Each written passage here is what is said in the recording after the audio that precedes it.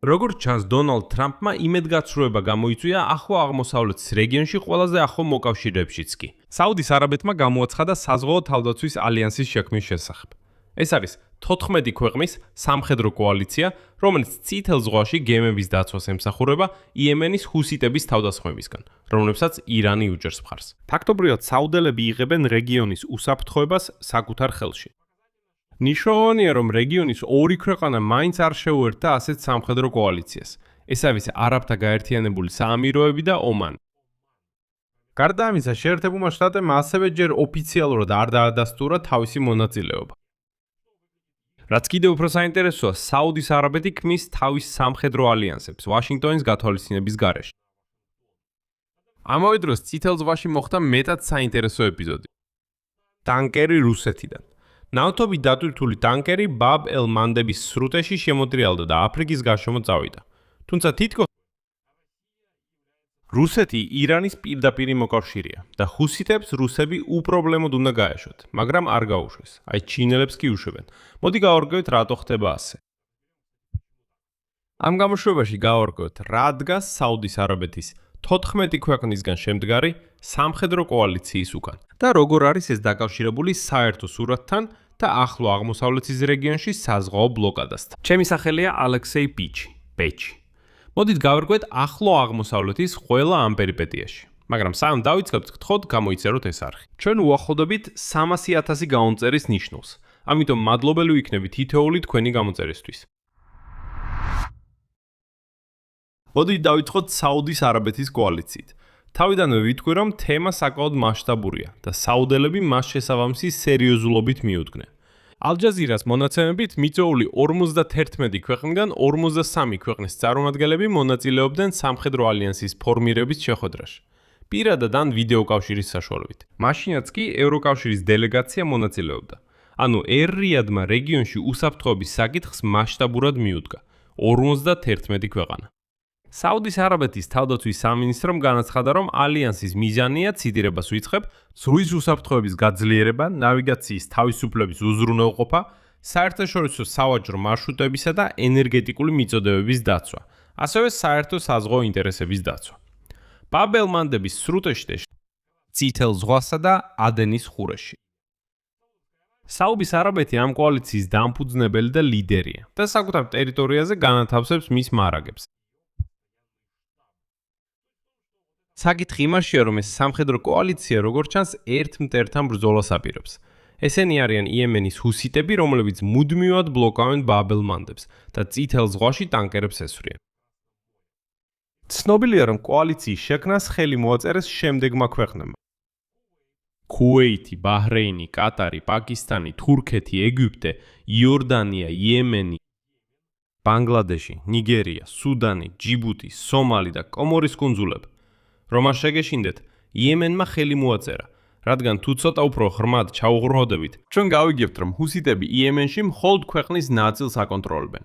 ასევე არსებობს საერთაშორისო საზოგადოებით ოფიციალურად აღიარებული მთავრობა, რომელიც მართავს არა დედაქალაქ სანადან, არამედ სხვა ქალაქიდან. ანუ იემენი მაინც ორ ნაწილად არის გაყოფილი. მაგრამ კიდევ უფრო საჩვენებელია ის ნაწილი, სადაც ყველაფერი არ გამოვიდა. გაერთიანებული არაბეთის ემირატები და ომანი არ შეუერთდნენ ალიანსს, მიუხედავად იმისა, რომ მათ აქვთ მსგავსი უსაფრთხოების მიზნები ირანის გარშემო კონფლიქტის კონტექსტში. თითქოს რატომ არა? საუდის არაბეთის თავდაცვის სამინისტროს განცხადება ამასთან ერთად კარს ღიას ტოვებს. ციტატა: კარი ღია რჩება სხვა ქვეყნებისათვის, რომ შეუერთდნენ კოალიციის წესდებას, მას შემდეგ რაც დაასრულებენ თავიანთ ეროვნულ პროცედურებს. მაგრამ ომანი, როგორც ცნობილია, ომის პირველივე დღეებიდან მერყეობს ამერიკის შეერთებულ შტატებსა და ირანს შორის და ვერაფრით დადაწყვეტს, რომ მხარეს დადგეს. გასცენებთ, ისინი თავიდან ამერიკელებთან იყვნენ, შემდეგ რაღაცას ცდილობდნენ ირანელებთან შეთანხმებას, შემდეგ ირანმა მაინც შეუტია ომას, საბოლოოდ ეხლა ომანი და ირანი პირდაპირ ცდილობენ შეთანხმდნენ, რა ბედი ეწევა ჰორმუზის სრუტეს. ხოლო გაერთიანებული არაბეთის ემირატები ატარებენ საკუთარ ნავთობის პოლიტიკას და როგორც გახსოვთ, ისინი ოპეკიდან და ოპეკ პლუსიდანაც კი გავიდნენ, სადაც შეგახსენეთ და მონაწილეობს საუდის არაბეთი. რაც შეეხება შეერთებულ შტატებს, ერ-რიადის მთავარ მოკავშირეს ვაშინგტონმა ჯერჯერობით არ დაადასტურა ალიანსში გაწევრიანება, თუმცა მოსალოდნელია, რომ ამას გააკეთებს. რატომ გახდა საჭირო ასეთი კოალიციის შექმნა? მიზეზი არის საუდის არაბეთის საზღვაო ბლოკადა, რომელიც იემენის ჰუსიტებმა 20 ივლისს შემოიღეს, რომელმაც დაარღვია ნავთობის მიწოდება, რომელიც ჰორმუზის სრუტის დახურვის შემდეგ წითელ ზღვაში იქნა გადამისამართებული. გარდა ამისა, იუწყებიან, რომ იემენის ჰუსიტები ასევე გეგმავენ ბაბ ელ-მანდების სრუტეში გემების გავლისთვის გადასახადის დაწესებას, ანუ ფაქტობრივად იმავე კონტროლის მოდელის გამეორებას, რომელსაც ირანი ალიანსში იყენებს. საინტერესოა, რომ იმავე დროს, როდესაც საუდის არაბეთმა კოალიციის შექმნის შესახებ განაცხადა, ჩინეთის საგარეო საქმეთა სამინისტროს წარმომადგენელმა ცრუ და სრულიად უსაფუძვლოდ მოიხსენია როიტერის ცნობები იმის შესახებ, თითქოს პეკინი აპირებს ირანში 400-მდე პორტატული საზეინტო სარაკეტო კომპლექსის გაგზავნას. მიუხედავად იმისა, რომ ამ მომენტამდე ჩინეთი რამდენიმე დღის განმავლობაში დუმდა ამ საკითხზე, მაშინაც კი როცა ამ თემაზე კომენტარი გააკეთა დონალდ ტრამპმა, რომელმაც თქვა, რომ თუ ეს მოხდება, ეს ჩემთვის რა თქმა უნდა მოულოდნელი იქნება, რადგან მე ვენდობოდი სი ძინპინს, მან დამპილდა. მითხრა, რომ არავითარ შემთხვევაში ირანს თავად არ დაეხმარება. მაგრამ ჩნდება სამხედრო კოალიცია და როგორც ჩანს, პეკინში დაიწყეს იმის გააზრება, საითაც ქარი უბერავს. ამიტომაც თქვეს, არა, ეს ყველაფერი ტყუილია. ამავე დროს ერაყის პრემიერ-მინისტრის წარმომადგენელმა სახელმწიფო მედიასთან განაცხადა, რომ არ არსებობს მტკიცებულება, რომ ერაყის ტერიტორია გამოიყენეს საუდის არაბეთზე თავდასხმისთვის. თუმცა თავად საუდის არაბეთის თავდაცვის სამინისტრო აცხადებდა, რომ დრონები დარტყმები კრიტიკულ ინფრასტრუქტურასა და ერ-რიადზე გასუკვირას სწორედ ერაყის ტერიტორიიდან განხორციელდა. საერთოდ თუ გადავხედოთ სიტუაციას, ახლო აღმოსავლეთის რეგიონში რაღაც მნიშვნელოვანი ხდება, რაც შეიძლება მნიშვნელოვნად შეცვალოს ვითარება. რატომ? საქმე იმაშია, რომ წინადრეს წითელი ზღვის რაიონში რაღაც უცნაური მოხდა. ანუ საუდის არაბეთი ქმნის საკუთარ კოალიციას. ცხადია, ისინი ყველა იბრძოლებენ ჰუსიტების წინააღმდეგ. მოდით ასე ვთქვათ, აქ ბრძოლაში მათი ქმედებებისთვის წინააღმდეგობის გაწევა იგულისხმება. და ამავე დროს პანამის დროშის ქვეშ მცურავი სუეც მაქს კლასის ტანკერი, რომელსაც რუსული ნაფთა გადაჰქონდა. ვერ შეძლო ბაბ ელ-მანდების სრუტის გავლა და მარშრუტი აფრიკის შემოვლით შეცვალა. ტანკერი სიიკონი, რომელიც 1 ივლისს რუსეთის პორტ უსტ-ლუგაში დაიტვირთა, აზიისკენ გაემართა არანაკლებ 100,000 ტონა ნაფთის ტვირთით. მას შემდეგ, რაც ჰუსიტებმა საუდის არაბეთი ხის საზღვაო ბლოკადა გამოაცხადეს, გემების მოძრაობა ბაბ ელ-მანდების სრუტეში მნიშვნელოვნად შემცირდა, მაგრამ ჩინურ გემებს ან ჩინური ტვირთით დატვირთულ გემებს ჰუსიტები ადვილად ატარებენ. მათ კი სპეციალურად გასცეს ერთგვარი დოკუმენტი, რომ ჩინელებს საერთოდ უპრობლემოდ ატარებენ.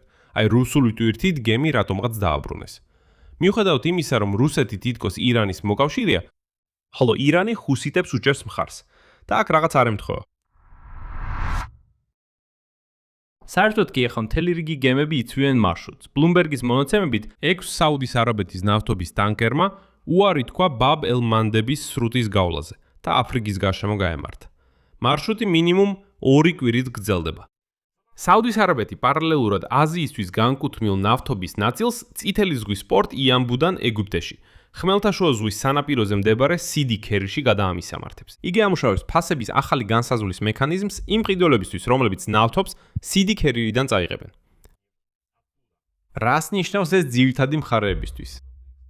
საუდის არაბეთისთვის 14 ქვეყნისგან კოალიციის შექმნა არის მცდელობა დაინსტიტუციონალოს საზღვაო გადაზიდვების დაცვა ირანთან პირდაპირი სამხედრო დაპირისპირების გარეშე. მაგრამ ამავე დროს ალიანსში არ არიან გაერთიანებული არაბეთის ემირატები და ომანი, ასევე ჯერ კიდევ დაუდასტურებელია აშშ-ის მონაწილეობა. აჩვენებს, რომ რეგიონალური კოალიციის კონსოლიდაცია ჯერ დასრულებული არ არის. თუმცა შეგახსენებთ, რომ სულ რამდენიმე თვის წინ რეგიონში კონსოლიდაციაზე საუბარიც კი არ შეიძლებოდა. ჰუსიტებისთვის და მათ უკან მდგომი ირანისთვის თვითონ ბლოკადაც უკვე შესამჩნევ ეფექტს იძლევა. ის აიჯულებს კიდეც გემებს, ხაზგასმით ვამბობ, რომლებსაც რუსული ნავთობი გადააქვთ. ანუ ტვირთი, რომელსაც თავად კონფლიქტთან კავშირი არ აქვს, თანაც ტვირთი მოკავშირე ქვეყნისგან მთელი კონტინენტის შემოვლით იარონ, რაც მარშრუტებს კვირებით ახანგრძლივებს და ტრანსპორტირების ხარჯებს ზრდის. ეს ეხება ყველა საზღვაო ვაჭრობის მონაწილეს და არა მხოლოდ თეირანის პირდაპირ მოწინააღმდეგეებს. მსოფლიო ეკონომიკისთვის მთლიანობაში ეს ნიშნავს ნავთობისა და გაზის ლოგისტიკის გაძვირებას ერთდროულად ორ საკვანძო წერტილში: ჰორმუზის სრუტე და ბაბ ელ-მანდების სრუტე. ერთდროულად. ესაც ხსნის, რატომ რეაგირებს ბოლო კვირების ნავთობის ფასები ასე მკვეთრად ამ სრუტეების მდგომარეობის შესახებ ნებისმიერ სიახლეზე. რა იქნება შემდეგ? მოდი განვიხილოთ შესაძლო სცენარები. პირველი სცენარი. ეს კოალიცია საუდის არაბეთის ხელმძღვანელობით ეტაპობრივად გაფართოვდება ახალი ქვეყნების, მათ შორის სავარაუდოდ შეერთებული შტატების შეერთებით. რაც მას რეალურ სამხედრო საზღვაოს შემაკავებელ მექანიზმად გადააქცევს ჰუსიტების წინააღმდეგ წითელ ზღვაში. იდეა იმაში მდგომარეობს, რომ უბრალოდ შეიქმნას ეს ძალები და მკაფიოდ აჩვენონ, რომ თქვენ იმოქმედებთ, თქვენს წინააღმდეგ იმოქმედებს მინიმუმ 14 ქვეყანა. მეორე სცენარი. გაერთიანებული არაბეთის ემირატების, ომანის მონაწილეობის გარეშე და ვაშინგტონის გაურკვეველი პოზიციის პირობებში, ეს ალიანსი შეიძლება დარჩეს უფრო დეკლარაციულ სტრუქტურად, ვიდრე მოქმედ სამხედრო ძალად, რომელსაც რეალურად შეუძლია ჰუსიტების თავდასხმების შეჩერება. მესამე სცენარი. გემების რაოდენობის ზრდა, რომლებიც იძულებულნი არიან აფრიკას შემოულონ, მათ შორის ისეთებიც, რომლებსაც რუსული ტვირთი გადააქვთ, კიდევ უფრო გაზრდის ნავთობის საზღვაო გადაზიდვების ღირებულებას გლობალურად. იმის მიუხედავად, თუ როგორ დასრულდება მოლაპარაკებები თავად ირანის გარშემო. რა მივიღეთ საბოლოოდ? საუდის არაბეთმა შექმნა 14 ქვეყნისგან შემდგარი კოალიცია, რათა დაიცვას წითელ ზღვაში საზღვაო მიმოსვლა ჰუსიტებისგან. მაგრამ ამ კოალიციაში არ არიან ემირატები, ომანი და ჯერჯერობით აშშ-ს მონაწილეობაც დადასტურებული არ არის. პარალელურად საზღვაო ბლოკადა უკვე მოქმედებს. ტანკერებს უწევთ მთელი აფრიკის კონტინენტის შემოვლა, რაც მათ გზას 2 კვირას და მეტით ახანგძლებს. იქმნება სიტუაცია, როდესაც რეგიონული ვაჭრობის ორივე მთავარი საზღვაო კვანძი, ანუ ჰორმუზის სრუტე და ბაბ-ელ-მანდების სრუტე, ერთდროულად საფრთხის ქვეშ აღმოჩნდა. ეს ნამდვილად კოშმარია მთელი მსოფლიო ნავთობისა და გაზის ვაჭრობისთვის. მეორე მხრივ ეს აიძულებს რეგიონულ ქვეყნებს დაიწყონ მოქმედება. პირველი ნაბიჯი ისაა, რომ საუდის არაბეთმა შექმნა კოალიცია და არსებობს ალბათობა, რომ ადრე თუ გვიან მთელ რეგიონს მოუწევს ირანის ეს პრობლემა ერთხელ და სამუდამოდ გადაწყვიტოს. აქ მრავალ წერტილს დავშვამ. თქვენი აზრი და დასკვნები კომენტარებში დაწევეთ. ამ გამოშვების ქვეშ გამოიწერეთ არხი, დააცკაპონეთ ზარზე და არ დაგავიწყდეთ ლაიქის დაჭერა. ეს იყო ყველაფერი. იზრუნეთ საკუთარ თავზე, ყველას მშვიდობით.